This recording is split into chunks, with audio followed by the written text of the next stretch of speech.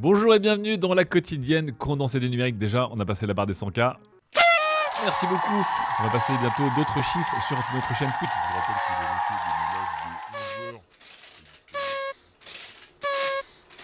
de nos lives de 11h. Sur notre chaîne Twitch, je vous rappelle que le replay de nos lives de 11h est disponible juste en dessous. Ça nous fait très plaisir d'atteindre ces barres symboliques avec vous. Merci de votre fidélité, d'être toujours un peu plus nombreux et nombreuses chaque jour avec nous. D'ailleurs, je vous rappelle, ce matin, on a parlé d'Albatros et de pouces opposables dans le live. C'était vraiment bien. Aujourd'hui, on va parler de futur côté Sony, on va parler de tests, on va parler de gaming, on va parler aussi de vie privée et de Kamala Harris, la vice-présidente des États-Unis. Vous allez voir, c'est pas mal. Je commence déjà avec le futur et celui de Sony. Sony qui a présenté son Technology Day et ce sont un peu toutes les pistes sur lesquelles le géant japonais se penche actuellement pour des produits de demain. Vous allez voir, il y a plein de pistes assez intéressantes.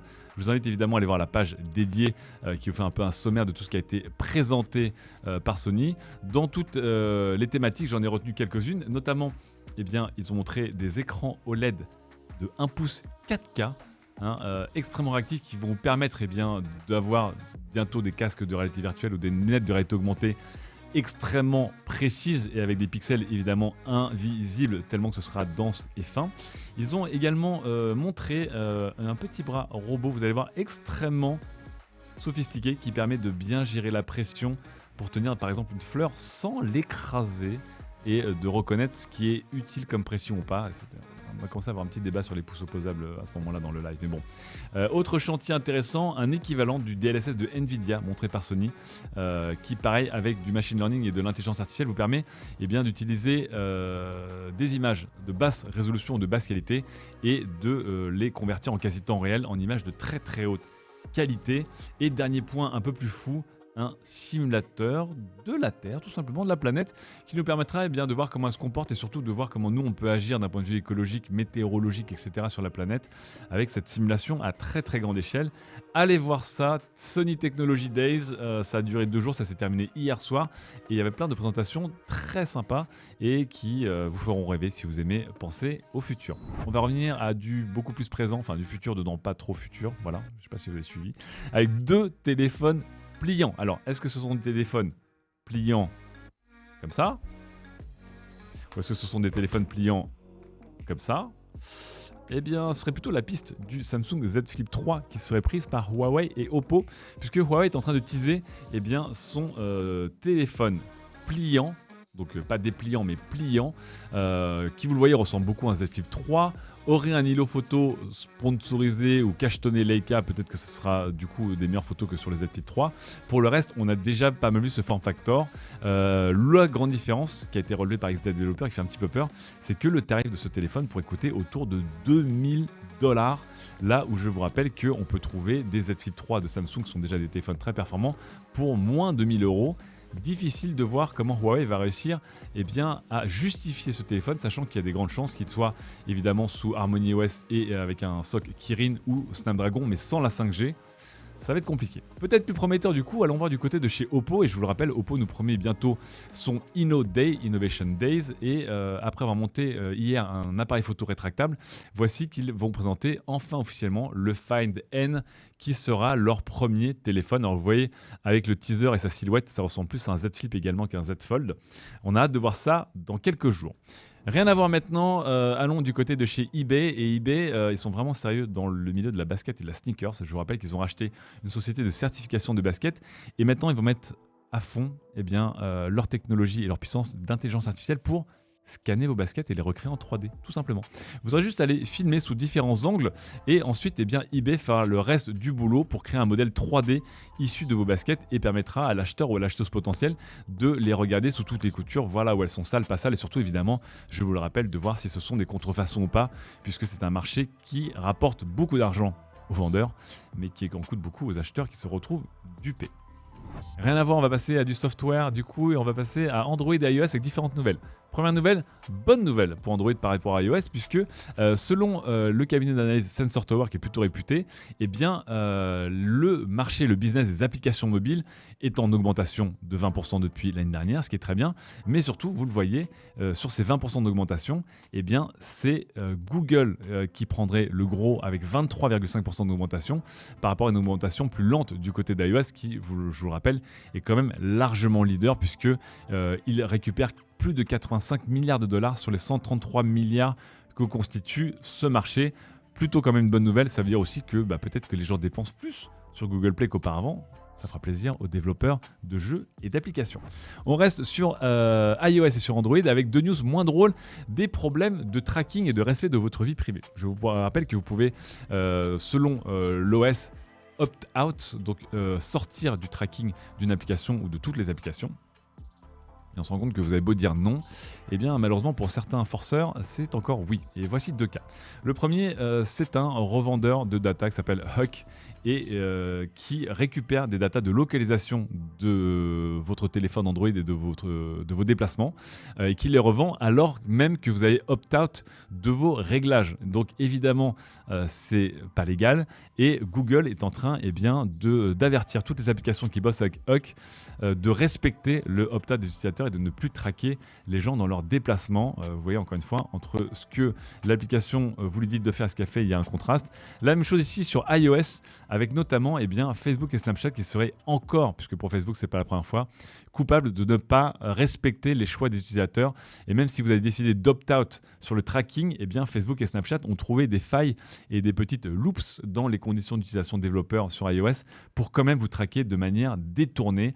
On sent qu'Apple va commencer à taper du poing très fort sur la table. Continuons maintenant un peu dans votre vie privée, mais passons à une personne qui est un peu moins lambda que vous et moi, même si vous êtes exceptionnel et je vous apprécie énormément, mais vous n'êtes peut-être pas Kamala Harris, la vice-présidente des États-Unis. Kamala Harris qui a un petit peu, pas défrayé la chronique, mais il y a une discussion sur l'utilisation de Kamala Harris d'écouteurs filaires et pas d'écouteurs Bluetooth lors de diverses interviews et interventions. Et la presse s'est étonnée que Kamala Harris n'utilise pas de Bluetooth et qu'elle soit un peu parano, puisque Kamala Harris, en fait, déclare que le Bluetooth pourrait être un risque de sécurité. Eh bien, il s'avère, selon une enquête du Daily Beast, que Kamala Harris a raison pour plusieurs points. Déjà que le Bluetooth est piratable, que 2, le Bluetooth est une balise de localisation par défaut, et que 3, de toute façon, les règles d'utilisation pour les membres au top du gouvernement, c'est d'éviter au maximum le sans fil et dont le Bluetooth qui peut être une faille. Et donc après, on rentre dans un débat qui n'est plus vraiment technologique, mais un débat qui est plutôt politique, et on se rend compte que Kamala Harris depuis quelques temps fait l'objet de pas mal de cabales médiatico-politiques, on va dire, pour essayer de la décrédibiliser, et que cette histoire de son utilisation de casques filaires au lieu d'avoir des casques de Bluetooth ne serait que le énième épisode de médias qui voudraient un peu décréditer Kamala Harris. Je ne rentrerai pas plus dans les détails là-dessus, on va s'intéresser que à la technologie. Autre point technologique, mais qui parle beaucoup plus que de technologie, le Bitcoin, bien sûr, et un procès retentissant qui vient de se terminer à Miami entre possiblement le créateur du Bitcoin et possiblement la famille de l'autre créateur du Bitcoin, puisque je vous rappelle que sous le nom de Satoshi Nakamoto se cache une des personnes qui ont créé la fameuse crypto-monnaie qui défraie la chronique depuis maintenant une douzaine d'années. Un procès qui demandait à Craig Wright, selon la famille qui l'attaquait en procès, de reverser la moitié du plus célèbre des portefeuilles électroniques, le fameux portefeuille électronique de Satoshi Nakamoto, qui contiendrait 1,1 million de bitcoins, qui vaudrait aujourd'hui plus de 54 milliards de dollars. C'est la famille donc, de David Clayman qui, elle, affirme que c'est le co-créateur du Bitcoin, sachant que Craig Wright est aujourd'hui un scientifique, mais un milliardaire australien, qui a toujours dit que c'était lui le créateur du Bitcoin, c'est lui Satoshi Nakamoto, sauf que il ne l'a jamais prouvé. Du coup, on s'était demandé, si la famille avait réussi à gagner le procès, on aurait une réponse à la question, puisque Craig Wright aurait dû reverser la moitié des 1,1 million de Bitcoin, et ça veut dire qu'il aurait accès à ce wallet, et que si c'est le fameux wallet de Satoshi Nakamoto, il serait Satoshi Nakamoto. Le fait qu'il ait gagné le procès, qu'il n'a versé que 100 millions de dollars pour violation de brevets et de droits d'auteur à la famille, fait qu'il n'a pas touché à ce wallet, et donc il n'aura jamais à prouver ou pas s'il a accès à ce wallet, et donc s'il est Satoshi Nakamoto. Le mystère, en tout cas, reste pas entier, mais potentiel. Je vous rappelle que Craig Wright et David Clayman, un troisième larron, sont parmi les suspects principaux qui pourraient se cacher derrière Satoshi Nakamoto, mais aujourd'hui, le mystère est entier.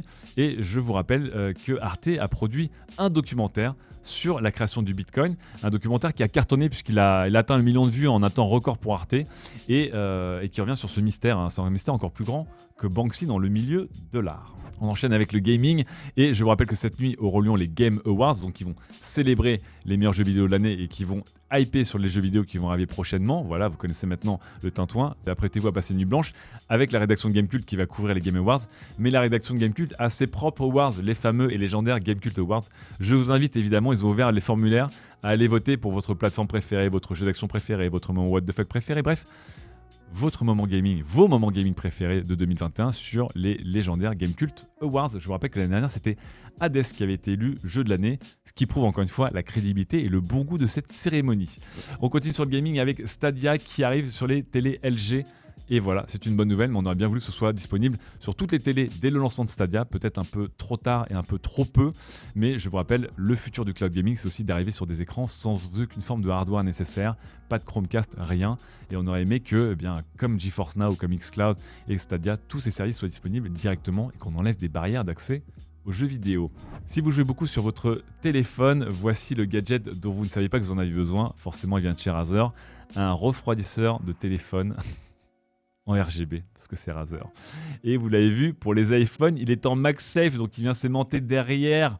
C'est beaucoup plus élégant que la version qui a la petite, vous savez, le petit ressort pour venir pincer le téléphone. Mais vous ne saviez pas que vous aviez besoin d'un refroidisseur de téléphone. Eh bien, Razer le sait pour vous et vous propose ça pour $60.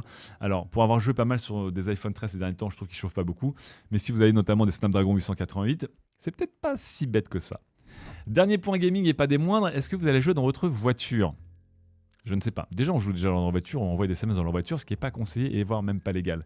Mais qu'est-ce qui se passe lorsque votre voiture est une console de jeu ? Ah, c'est la question que se pose l'agence de sécurité automobile américaine sur les dernières Tesla qui, je vous le rappelle, embarquent des APU Intel et désormais des APU AMD qui peuvent faire tourner des jeux jusqu'à The Witcher. Le problème, c'est que la voiture vous demande juste au début, si vous roulez, de dire que vous n'êtes pas le conducteur et après débloque le jeu, ce qui n'est pas beaucoup comme sécurité par rapport à une caméra ou à autre détecteur qui verrait que vous êtes seul dans la voiture et que vous n'avez pas le droit de jouer. Du coup, les régulateurs américains s'émeuvent et s'inquiètent des possibles accidents de gens qui pourront se prendre un poteau dans la tronche alors que c'était de chasser un monstre avec le célèbre Witcher. On verra si Tesla va un petit peu resserrer ses règles là-dessus, mais ça nous a fait beaucoup discuter ce matin sur le crash, on va dire, entre le futur et le présent de l'automobile. Le futur de l'automobile, c'est que bientôt, on pourra jouer aux jeux vidéo dans sa voiture, regarder des séries télé, discuter avec des amis ou jouer même à des jeux de plateau.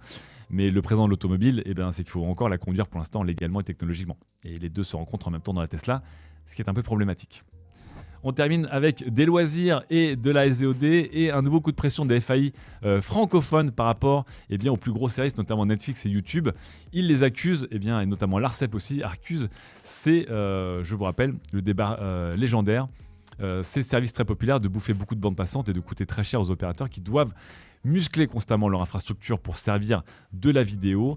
Une des menaces, ce serait une menace sous couvert d'écologie de la part des FAI, en expliquant qu'ils pourraient réduire leur empreinte carbone de 13% s'ils limitaient les vidéos à 480p sur des smartphones.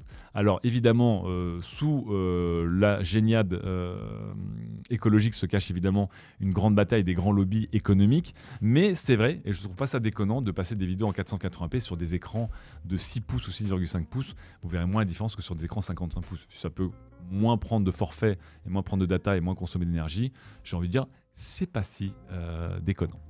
On termine enfin avec la dernière news et on reste sur la SVOD. Et ce coup-ci, est-ce que vous regarderez le procès Theranos en 480p ? Je ne sais pas. Mais Apple est en train de racheter les droits de ce procès. Je vous rappelle que Elizabeth Holmes, qui s'était un peu proclamée, voire qui se déguisait en Steve Jobs pour vendre sa société, sa start-up de tests sanguins, on s'est rendu compte que tout ça c'était du flan, que tout était faux, qu'elle n'était pas compétente, que les scientifiques qu'elle engageait ne les écoutaient pas. Bref. Une arnaque à quelques milliards de dollars quand même. Apple a racheté les droits de l'histoire de Theranos et voudrait l'adapter avec Jennifer Lawrence et donc qui prendrait le rôle de Elizabeth Holmes et qui aura le droit, elle aussi, de changer sa voix et de porter des soupules noires comme la fondatrice escroc de Theranos. On a hâte de regarder ça. C'est la fin des news, on se laisse aussi avec 3 tests. Un purificateur d'air Philips qui vient concurrencer le purificateur d'air Dyson pour seulement 299 €, là où chez Dyson ça coûte substantiellement plus cher. L'Apple MacBook Pro 16 pouces en M1 Max, on l'a enfin reçu, on a enfin pu le tester, et vous allez voir qu'il dépote, mais dans certains cas très précis, où effectivement ces 32 cœurs GPU feront la grosse différence avec le M1 Pro. Pour le reste, est-ce que le M1 Pro est pas un meilleur rapport qualité-prix? À vous de voir, mais allez voir ce test de la part de Raphaël, on vous prépare une vidéo.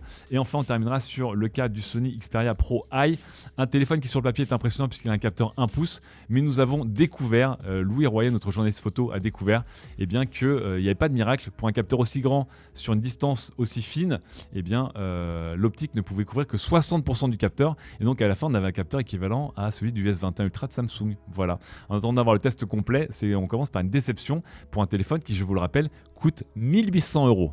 Bonne chance Sony. On se retrouve nous dès demain pour un nouvel épisode de cette quotidienne condensée. Encore merci pour vos pouces bleus, vos vues et vos abonnements. Merci de nous avoir aidé à passer la barre des 100K. À très vite et à demain.